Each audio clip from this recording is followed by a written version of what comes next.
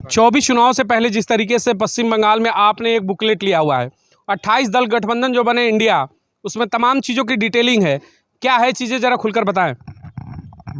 ये देखिए, एक सरकार जो है जो 2014 में जन्म ली इंडिया के अंदर, जो आज इंडिया से वो पीछे हटकर जिसे भारत कह रहे हैं, वो भारत के माने इंडिया, तो फर्स्ट तो इंडिया है। भारत माने बीजेपी, भारत के माने आरएसएस, भारत के माने एनडीए, भारत के माने मोदी, भारत के माने अमित शाह, भारत के माने योगी, भारत के माने इंडिया नहीं हो रहा।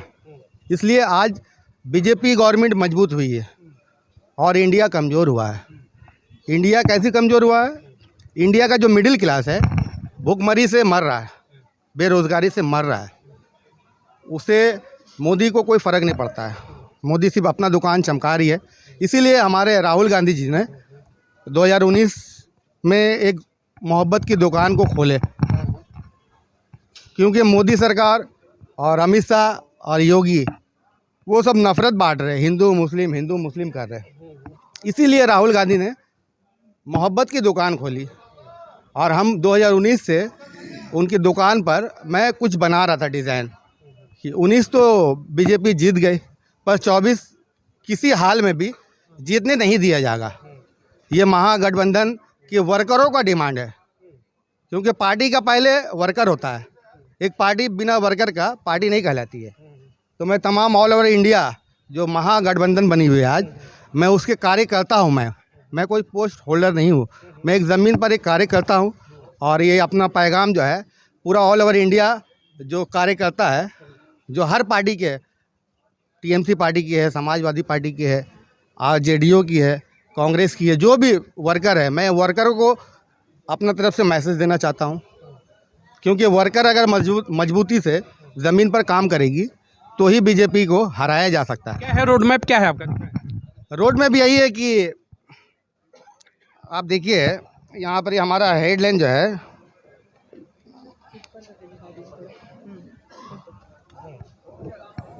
मोदी का चाय फीका है, इंडिया का पानी मीठा है।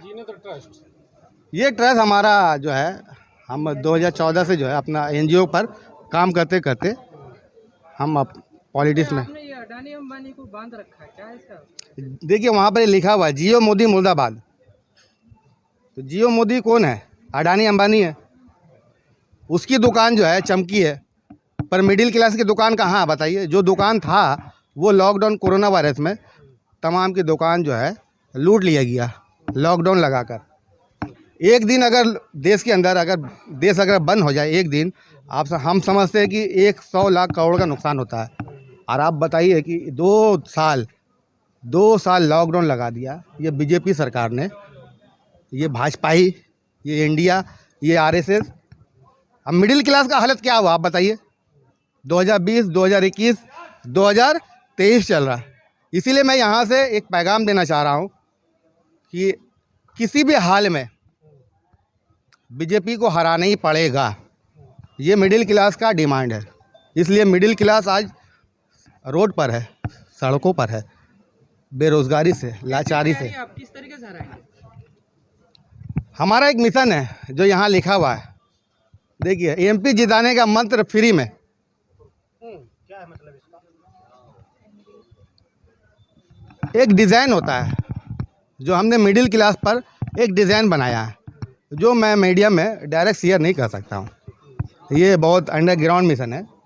ये हम चाहते हैं कि हमारे राहुल गांधी, ये आपका अंडरग्राउंड जो ये सीक्रेट है, ये राहुल गांधी तक पहुंचा है? मैं तो आया हुआ हूँ 3 दिन से, बंगाल से मैं यहाँ पर आया हुआ हूँ। और मैं रिक्वेस्ट कर रहा हूँ कि मेरे से 1 मिनट जो है, 1 मिनट हमारा कैटलॉग जो है आप ले ले। और आइडिया आप मीडिया को देना चाहेंगे कि क्या फार्मूला है, खुल के नहीं लेकिन समथिंग क्या है? देखिए, एक मिशन है जो मोदी का है, जो आपको करीब 2014 से ये गवर्नमेंट बैठने के बाद 100 करोड़ लोगों को फ्री में राशन खिला रही है। फ्री योजना देख रहे हैं ना आप बताइए, आप इतने लोग, आप मीडिया के भी लोग हैं, आप बताइए क्या हिंदुस्तान के मिडिल क्लास फ्री पर जिंदा है क्या? आप बताइए, फ्री पर जिंदा है आप?